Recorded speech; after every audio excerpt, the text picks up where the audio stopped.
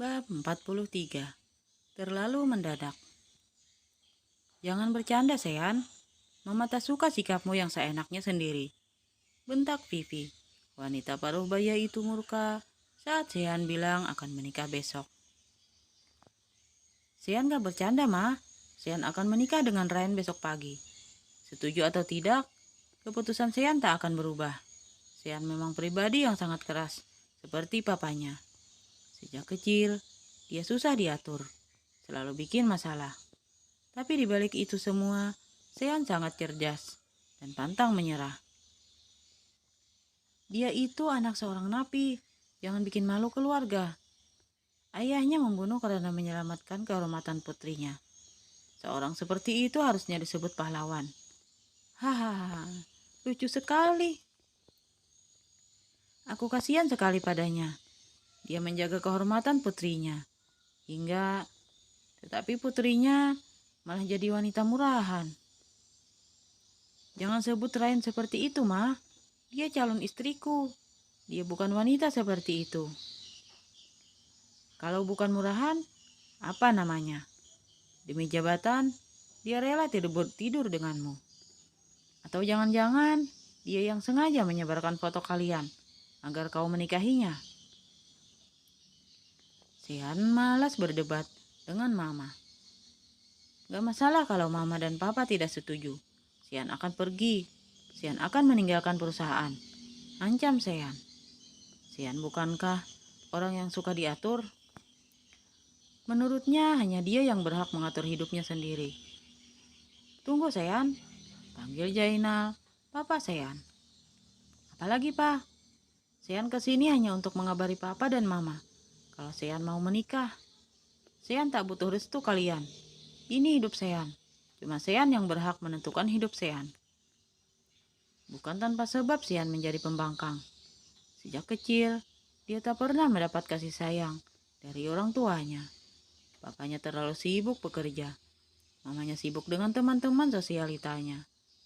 Setiap hari, Sean hanya ditemani pengasuh. Papanya juga terlalu keras mendidik Sean. Sean selalu dituntut untuk menjadi yang nomor satu dalam hal apapun.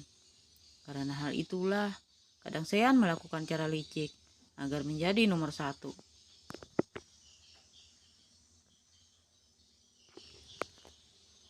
Sean tak pernah menerima kekalahan hingga dia SMA. Namun sejak kuliah, Gaza selalu berada di atasnya. Hal itu menjadi awal bibit-bibit kebenciannya pada Gaza. Dan puncaknya adalah saat Gaza kepergok tidur dengan Delia. Sean masih ingat saat papanya tak mau datang di acara wisuda karena dia tak menjadi lulusan terbaik. Gelar itu jatuh pada Gaza. Setelah lulus S2, Sean menolak bekerja di perusahaan papanya. Tapi karena papanya yang sakit-sakitan, serta perusahaan kacau, akibat ulah sepupunya yang korup. Akhirnya Sean mau bekerja di perusahaan papanya. Seanlah yang membuat perusahaan itu bangkit lagi. Setelah krisis, akibat ulah sepupunya. Setelah berhasil membuktikan kemampuannya, papanya akhirnya menyerahkan kursi CEO padanya. Papa tidak melarangmu menikah, hanya saja jangan terburu-buru. Pikirkan semuanya matang-matang. Jangan sampai kau menyesali keputusanmu. Ryan keburu ditikung orang kalau aku gak buru-buru, batin Sean. Keputusan Sean sudah bulat, Pak. Sean juga sudah bicara pada ayahnya Ryan. Semua sudah diputuskan. Harusnya kau minta pendapat kami sebelum memutuskan hal itu, Sean. Protes Pepi. Sudah lama, Pak. Keputusan Sean sudah bulat. Datanglah jika kalian merestui. Jika tidak pun tak apa-apa. Dan kalau kalian ingin meminta lagi perusahaan, Sean akan mengembalikannya. Baiklah, besok kami akan datang, ucap Jainal dengan yakin.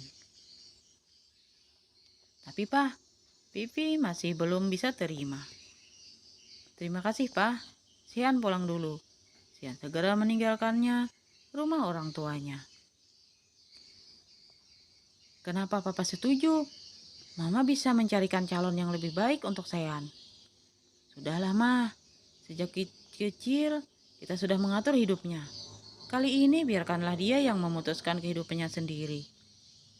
Lagi pula, jika Sean marah dan meninggalkan perusahaan, siapa yang akan mengurus perusahaan? Papa tidak mau perusahaan yang Papa bangun mulai nol hancur. Cuma Sean harapan kita satu-satunya. Sean tak mungkin meninggalkan perusahaan. Dia tak akan bisa hidup susah. Tapi kinerja Sean sangat bagus, Mah. Banyak perusahaan yang akan merekrutnya. Dia tak mungkin hidup susah. Jaina memang sudah berubah sejak menderita kanker. Sedikit demi sedikit, dia mulai bisa memahami situasi, terutama anaknya. Dia merasa bersalah karena sering memaksakan kehendak, serta terlalu keras pada Sean.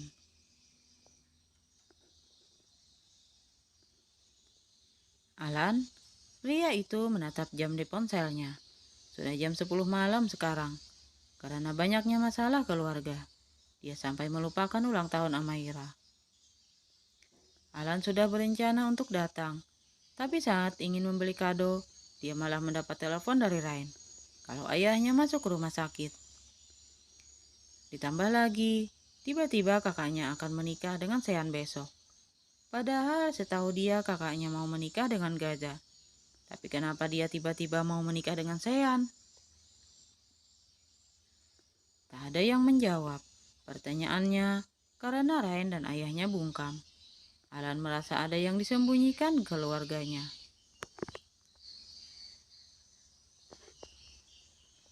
Kamu mikirin apa sih, Al? Kok mukanya gitu? Ryan bisa melihat kalau Alan sedang memikirkan sesuatu. Memikirkan kamu, Mbak.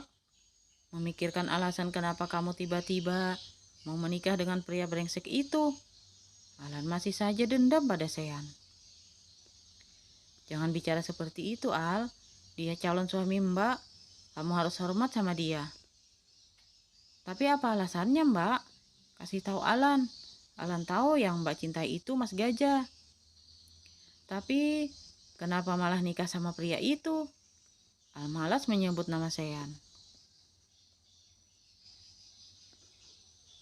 Jangan terlalu memikirkan alasannya. Kau hanya perlu mendoakan agar mbakmu bahagia, Al. Ini sudah menjadi keputusan ayah dan mbak kamu. Jadi, hormati keputusan mereka, ucap Maya. Di sini memang hanya Alan yang tidak tahu masalah foto itu. Ryan dan ayahnya sengaja menutupi hal itu. Menurut mereka lebih baik Alan tidak tahu. Al merasa ada yang kalian sembunyikan dari Al. Apalagi pernikahan ini terlalu mendadak. Jangan-jangan Al menatap Ryan intens. Jangan-jangan apa? Ryan bingung mengartikan kata-kata serta tatapan Al. Jangan-jangan Mbak hamil karena si brengsek itu. Ryan dan Maya saling memandang mendengar spekulasi Al yang tidak-tidak. Kedua wanita itu menganggap Al terlalu buruk menilai Sean. Ya enggak lah Al, Mbak gak lagi hamil, Mbak juga gak di... Kamu terlalu banyak nonton drama, jadi pikirannya aneh-aneh. Ryan akhirnya tertawa karena kekonyolan Alan. Kalau memang bukan karena itu, lalu kenapa tiba-tiba Mbak mau nikah besok? Ayah juga langsung setuju. Alan jadi makin penasaran. Daripada mati penasaran, mending kamu tidur. Besok pagi Mbak mau nikah. Jadi besok kita bertiga harus bangun pagi-pagi. Tapi Alan masih penasaran karena belum mendapatkan jawaban. Gak semua pertanyaan ada jawabannya, Al. Benar kata Mbak Maya. Lebih baik kita tidur.